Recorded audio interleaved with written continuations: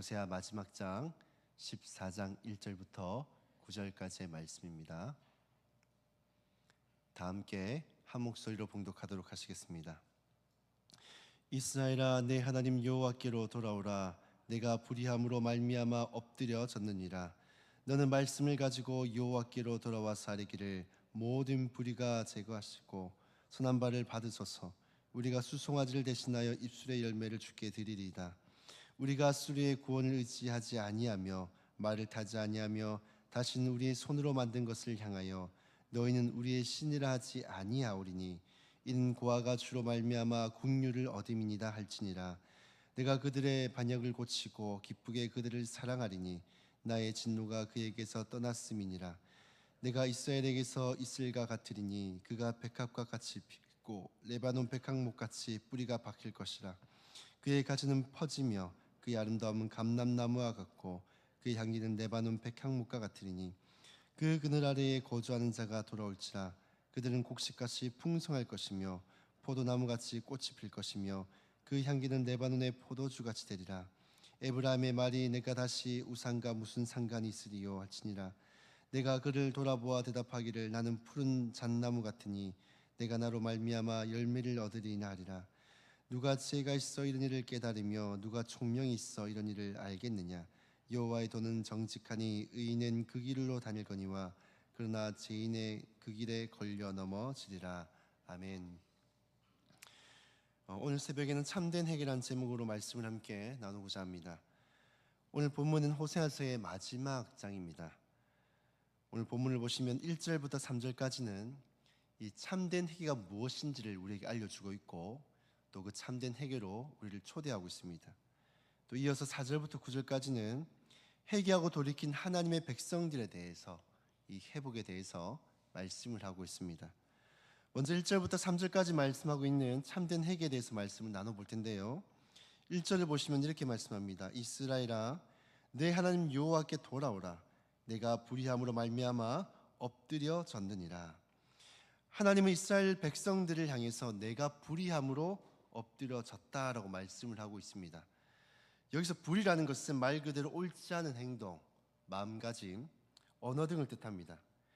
이 하나님 앞에서나 사람들 앞에서 당당하고 떳떳할 수 없는 그러한 모습을 말씀하고 있는 것이죠. 이스라엘 백성들이 엎드려지고 넘어진 것의 그 원인은 이 하나님이나 다른 어떤 외부적인 요인에 있는 것이 아니라 불의를 사랑하고 또 불의를 행한 그들 가운데 있다라는 것입니다. 그렇게 하나님은 이렇게 말씀합니다. 내 하나님 여호와께 돌아오라. 이스라엘 백성들을 엎드려뜨린 그 불의, 그 죄악으로부터 돌이켜 하나님께로 나아오라라는 것입니다. 회개라는 것은 우리가 잘 알고 계시겠지만 돌이킴입니다. 죄악으로 향하던 우리의 발걸음을 하나님께로 돌이키는 것을 회개라고 하는 것입니다. 돌이키지 않고 그저 입술로만 하는 회개, 그것은 회개가 아니라 자세히 들여다보면 자신의 어떤 감정적인 요소로 인한 막연한 후회, 죄책감, 수치심 등 그러한 요인으로 인한 고백일 수 있고, 혹은 하나님께서 혹시나 나의 죄를 심판하실까에 대한 그 위기를 잠깐 모면하기 위한 임시 방편으로서 하는 것일 수 있다는 것입니다. 한국 교회사를 들여다보면 참된 회개가 무엇인지를 보여주는 롤모델과 같은 인물이 등장을 합니다. 1907년도 1월 6일 이 평양 장대현 교회에서는 이 평안남도 사경회가 열렸습니다. 이 사경회 후에 기도회를 가지고 있는데 그 기도회 시간에 이 600명이 모여 있는 그 자리에서 어떤 한 남성이 자신의 죄를 고백하기 시작합니다. 그는 이렇게 고백합니다. 저는 아간과 같은 자입니다. 1년 전에 죽은 친구의 재산을 정리를 하면서 미망인에게 가야 될 그 당시 미하 $100 정도를 제가 훔쳤습니다. 내일 날이 밝는 대로 이 $100를 그 미망인에게 다시 돌려주도록 하겠습니다. 이 사람이 누군가 하면 바로 길손주 장로라는 사람입니다. 그리고 이 사람의 이 회개 기도는 훗날 평양 대부흥의 시발점이 되어지게 됩니다. 뿐만 아니라 성경의 인물 중에서 참된 회개가 무엇인지를 보여주는 대표적인 인물이 있습니다. 바로 누가복음에 등장하는 이 세리장 삭개오입니다. 이 삭개오는 이런저런 명목으로 같은 동포인 유대인들의 그 세금을 악랄하게 착취하던 그러한 악랄한 인물이었습니다. 그러한 그가 예수님을 만난 후에 어떻게 고백을 합니까? 누가복음 19장 8절을 보시면 이렇게 고백합니다. 내 소유의 절반을 가난한 자들에게 주겠사오며 만일 누구의 것을 속여 빼앗은 일이 있으면 내 갑절이나 갚겠나이다. 이처럼 참된 회개는 그저 입술로만 하는 회개가 아니라 자신 행한 그 불의로부터 죄로부터 돌이켜 하나님께로 나아가는 삶의 변화로 나타나야 한다는 것입니다. 그래서 2절을 보시면 우리가 수송아지를 대신하여 입술의 열매를 주께 드리리이다. 이는 수송아지를 드리는 예배가 잘못되었거나 하나님께서 이러한 예배를 받지 않으신다라는 것이 아니라 이 마음 없는 그저 수송아지만 드린 형식적인 예배, 입술뿐인 그냥 신앙 고백, 그런 이스라엘 백성들이 이제는 돌이켜서 우리의 삶이 담긴 그러한 고백을 하나님께 올려드리겠다라고 고백하고 있는 것입니다. 즉 하나님께로 돌이키는 삶의 변화로 주 앞에 나아가겠다는 것입니다. 참된 회개는 형식적인 입술의 고백이 아니라 삶의 변화로 나타나야 합니다. 뿐만 아니라 참된 회개는 구체적이어야 합니다. 3절 말씀해 보시면 이렇게 고백을 합니다. 우리가 앗수르의 구원을 의지하지 아니하며 다시는 우리의 손으로 만든 것을 향하여 우리의 신이라 하지 아니하오리니. 이는 북이스라엘 백성들이 하나님 앞에서 무엇을 잘못했는지에 대한 구체적인 고백이 담겨 있습니다. 하나님보다도 앗수르를 더 의지하고 바알과 아세라를 우상 숭배했던 죄에 대해서 다신 이러한 죄를 짓지 않겠노라라고 고백하고 있는 것입니다. 산성도 여러분, 회개는 둘이 뭉실하게 하는 것이 아니라 자신의 죄에 대해서 인지하고 있어야 하고, 그리고 자신의 지은 죄에 대해 구체적인 고백이 있어야 하고, 그리고 그 죄를 멀리하겠다는 삶의 결단이 있어야 하는 것입니다. 혹시 여러분 회개 가운데 입술뿐인 고백, 형식적인 회개, 둘이 뭉실한 회개를 하고 계시지 않습니까? 만약 그렇다면 이 삶의 변화가 동반된 회개, 자신에 대해 구체적인 회개와 결단의 고백에 있는 그런 참된 회개를 하시는 그런 우리 세강교회 성도님들이 다 되시기를 주님의 이름으로 축복합니다. 자, 이제 4절부터 9절까지는 회개한 자에게 주시는 그 회복의 은혜에 대해서 말씀을 하고 있습니다. 우리가 참된 회개를 했다면 하나님은 그 회개한 자들에 대해서 회복하는 은혜를 주십니다. 4절을 보시면 이렇게 말씀합니다. 기쁘게 그들을 사랑하리니 나의 진노가 그에게서 떠났음이니라. 하나님께서 진노를 거두시고 이제는 기쁘게 사랑하겠다라고 말씀하십니다. 우리가 살다 보면 이런 말을 하는 분들이 있습니다. 나는 절대로 뒤끝 없다. 그런 사람들을 만날 때가 있죠. 누군가 나에게 잘못을 하고 또 잘못했단 말을 하면은 나는 뒤끝 없다 라고 말하시는 분들이 있습니다. 근데 어떨까요? 정말로 뒤끝이 없을까요? 그렇지 않습니다. 뒤끝이 있습니다. 사람은 아무리 그 사람이 잘못했다 고백하더라도 이 마음에 불편함이 있고 이전처럼 살갑지 대하지 못하는 그런 모습들이 우리 가운데 있는 것입니다. 그것은 뒤끝 없는 게 아니라 뒤끝이 있는 것이죠.